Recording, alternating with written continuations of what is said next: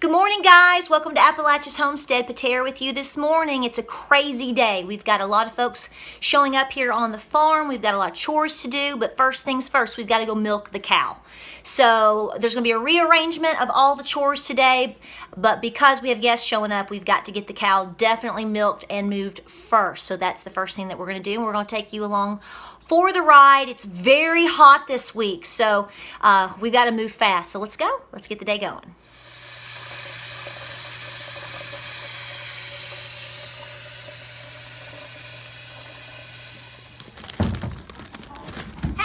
Did you do that? You did a good job. Did you do that? Was it you? Did you do that? Girl, you get a gold star. I am liking that egg. Good job. Oh, it's still warm. Yep. Okay, it's yours. Okay. So we're going down here to the stanchion. The calf is on one side of the stanchion. We have to separate him just overnight now because he's so big. You won't get any milk otherwise. So here she comes. Got to go in here. Let's do it. All right, guys, so I've got her in here. I do a quick brush down. I'm going to be moving all over. This is a time deal, okay? It's just like canning or anything else. The calf is outside. So I've sprayed her. Coming in with my Patera. No, I lied. Coming in with my betadine spray. Gonna clean her bag. You gotta get it nice and clean. So everything is sterile. We got fresh straw. We've got my wash bucket. Clean towel, clean washcloth. I've washed my hands right before I came down here. That's the calf. So see, we lock him now at night only. He has been on mama. She's over 60 days, so we're going to be breeding her very soon. We've already got that lined up. But this is the point in which we started separating the last calf. Stayed exclusively on mom, and I was milking twice a day. Now we've gotten to where we have to just separate at dark until morning, okay? So he's in here, fresh straw, water. He's eating feed like crazy. He's eating grass and hay. So, you know, a lot of folks that don't have cows think, oh, you're stealing things from him. No, he has been exclusive on mother 24/7 for over 60 days, okay? So him getting a little bit less overnight. But see, what's going to happen is I'm going to milk her, right?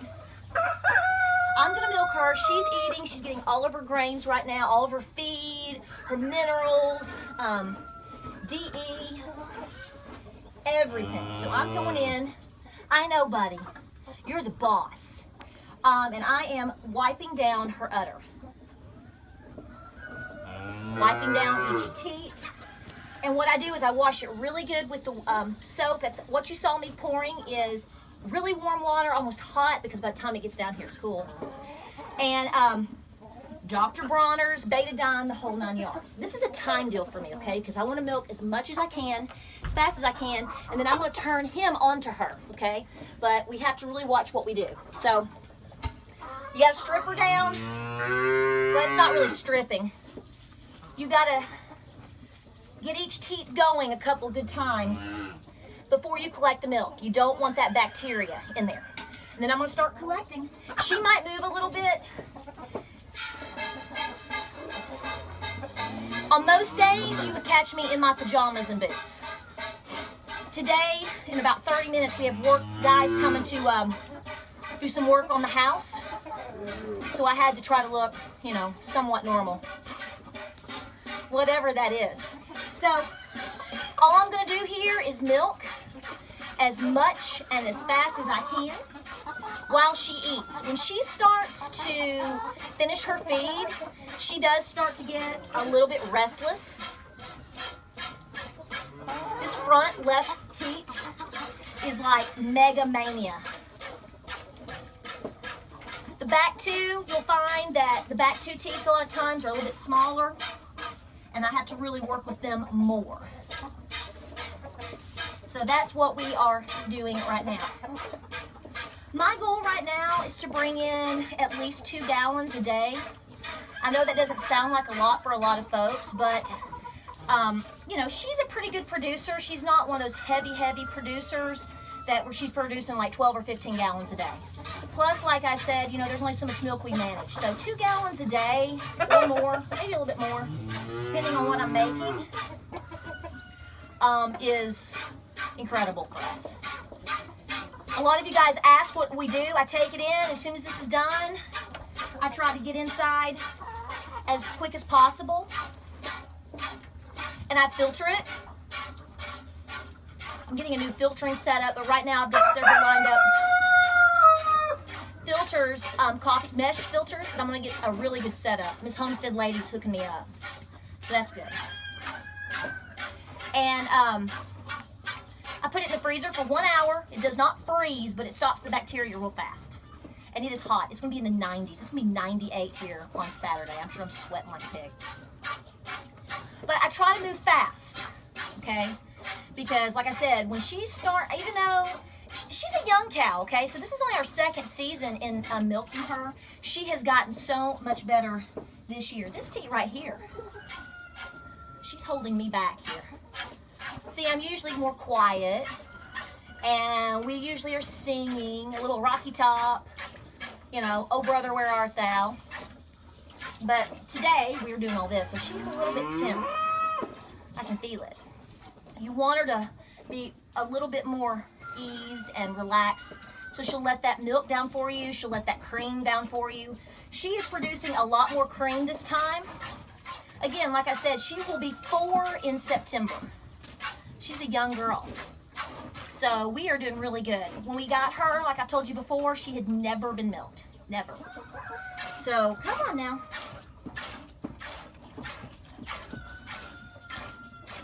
You have to really build your trust with them. These back 2 little teats are just not, there we go. Yeah, that's okay, girl.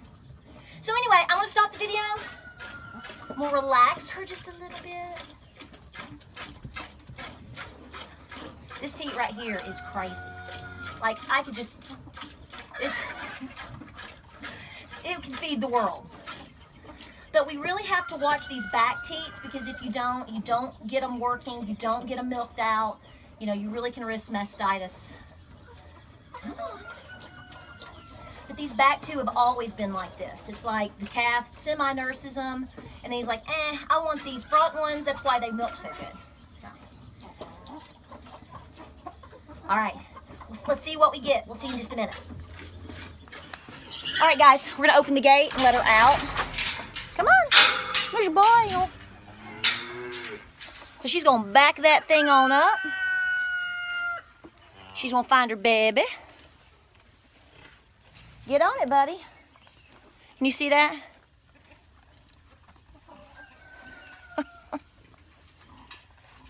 Belle, I sympathize with you. I know what that felt like. They're like little vultures. So I got what I wanted, more than I need. And when she started really milking out, I stopped because he finishes it off. And he is going to totally finish her off. It's a really healthy system for us, and it's worked very well. She relaxed, so when I stopped the video and stopped talking so much, it was like the floodgates came on. I gotta get in the shade. So she's out here with baby. He's on her. The pigs are being fed. The child is chasing chickens in there. You can see we have a few chickens that come down in here. And what they do is they eat with her. There's a few select ones that she allows to eat in her bowl with her. The Lavender Orpington Rooster is her buddy, okay? I know. And then, but they kind of wait around and then follow me up there because they're used to, some days if, the milk's got a little something in it, or if she's kicked it, if she has put her foot in it or whatever, I just pour it off. I don't even wait. Girl, stop it. And they follow me up there. They love raw milk. My animals on this farm, Cochise, it's like silence happens. It's like the pigs become silent. Cochise stares at you and gives you this big smile. The chickens are all following you around. The kids are looking. They want the raw milk. You cannot replace the value of raw milk. So I'm going to get all this gathered, and I'm going to walk and get all this stuff up there, and we're going to get this milk going.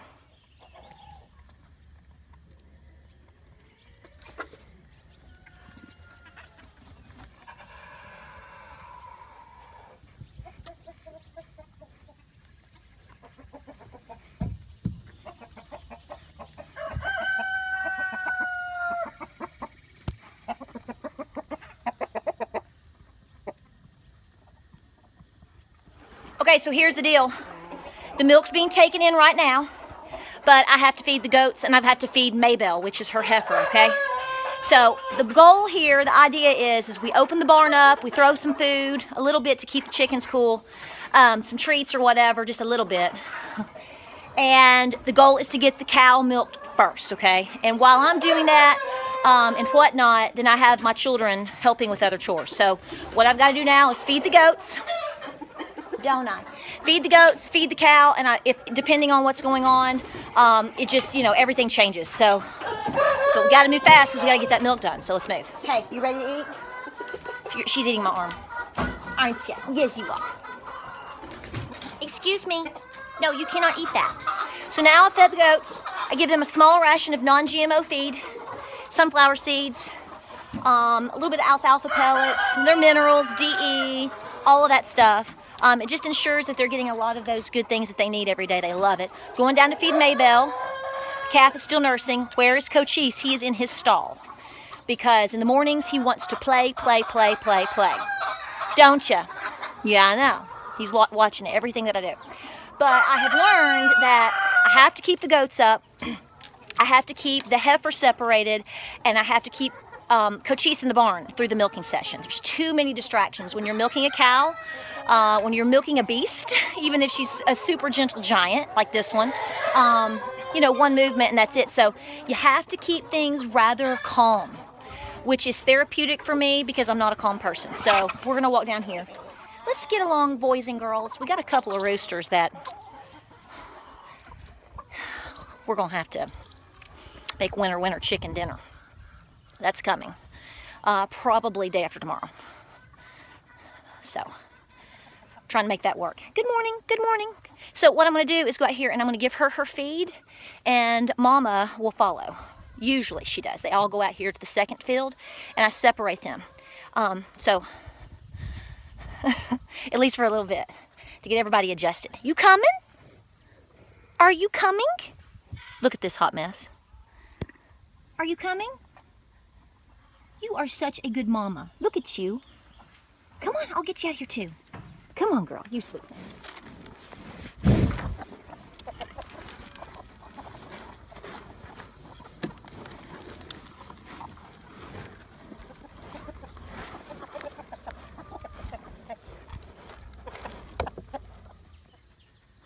Dude, what you doing?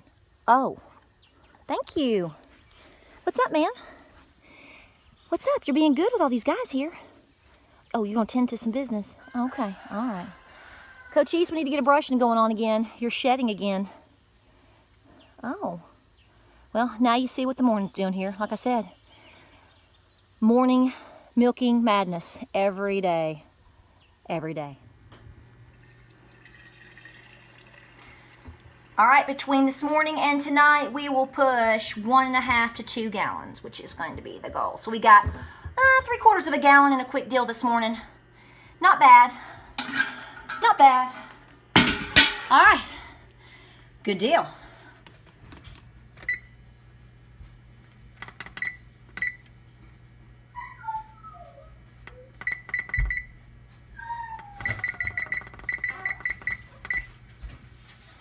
All right, guys, so we've come in, we've processed the milk, it's in the freezer. I let it go in there for an hour and then I transfer it over to the refrigerator. So a lot of folks will say, gosh, you got about a little less than a gallon. Yes, that's because, again, I'm letting the calf keep on her. So a lot of folks will fully separate the calf. Leaving the calf on for 60 days is a really good thing. So at this point, with him eating so much grain and grass, a lot of folks at this time would say, go ahead and fully separate him and keep him separate, let him do his thing because he's old enough, he's mature enough, he's established enough, and that way we keep all the milk. We'll slowly move to that. We'll either go fully to that or we'll go to once a day milking. So right now it is really helpful for me to get, like I said, 1.5, 2 gallons a day and letting him continue to nurse her for now and help keep her stripped down, strip her down. So, So it helps with keeping her stripped down. It helps with the production is there. It's just whether or not how much we're choosing to keep. And that's a choice that people make differently in their milking production. So you'll see a lot of different videos and people with different approaches. There's another great person that milks that I know of, and they do the exact same thing that I do, because they say, you know, if I'm keeping that calf really healthy and she doesn't have mastitis and I've got more milk than we can consume in a day, and we just keep it flowing, then that's what works for us. So, and again, it changes. So you go from milking twice a day and it's incredibly insane, and then it kind of balances out, and then, you know, the calf gets bigger, and then so you have to kind of make choices along the way, exactly what you want to do. I'm not a dairy, so, you know, it's not like he's on her for 3 days or he's taken from her and bottle fed and then we're just exclusive. This is all done by hand.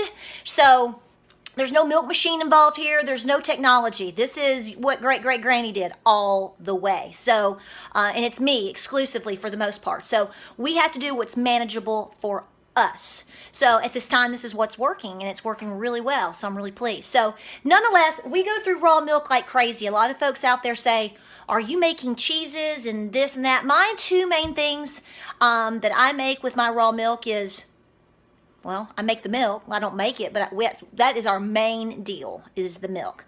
And of course, the butter. She is doing really well with producing a lot of cream this time. It's better than last time. And she will continue to get better and better. Again, she's not even in her prime yet, okay? This cow is 4 years old. This is only her third calf. This is only her second milking session in general, and that's with me. So she's not even near her prime. So every time that we do this, it's going to get better and better and better, and we get better and better with it too. So we drink the fire out of this stuff. My health, my health improves immensely when I'm on raw milk. Back in the wintertime when we dried her off and I was not consuming raw milk, within a 2-week period, I got almost like the flu. I don't want to say it was the flu, but I got a really bad viral situation that happened. And then after that, I went into Montezuma's revenge. TMI. I lost 9 pounds in 1 week. I'm not kidding. My body totally flipped out, leaky gut, the whole 9 yards. I had to go on the GAPS diet to even eat. I do not need to lose 9 pounds in a 6-day period, but it happened. So I take very serious being able to function and to mentally be able to function and to keep the farm moving.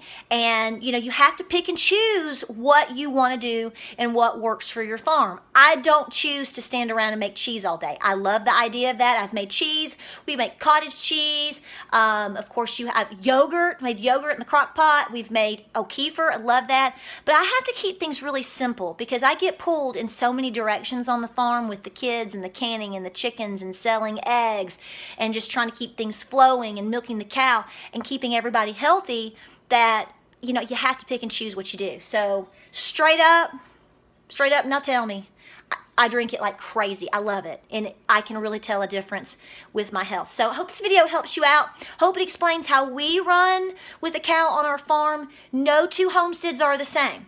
No two cows are the same. We have a Jersey Holstein cross. So if you go get a Jersey, if you go get a Holstein, an entire bred Holstein, purebred Holstein, you'll be milking a whole lot more than I am. Okay, so the fact that she's a little bit smaller and she's part Jersey has helped pull that back and up that fat content. That's what we want on our farm. It works for our family. We don't sell any of our products there. So even if we tried to, we consume it too fast. So if you like this video, like and subscribe. Check us out on Facebook, Instagram, and Pinterest. We love hearing from you guys. Be sure to, comment in the comment section below because we love hearing from you guys. If you have questions, I try my best to get back to everybody as much as possible. It's difficult, especially right now, to answer a lot of questions. It's not that I don't want to. It's a matter of always with my Wi-Fi, and number 2, timing. So I do tend to miss things a little bit from time to time. So I apologize if I do. I'll get to you as soon as I can. Y'all take care. Got to go throw hay. Got to finish tending to the pigs. I'm going to go throw some scraps that we've got going in the kitchen because we're canning. Got to get the canning and got to get that huge load of green beans in the house. Holy moly. Y'all take care out there.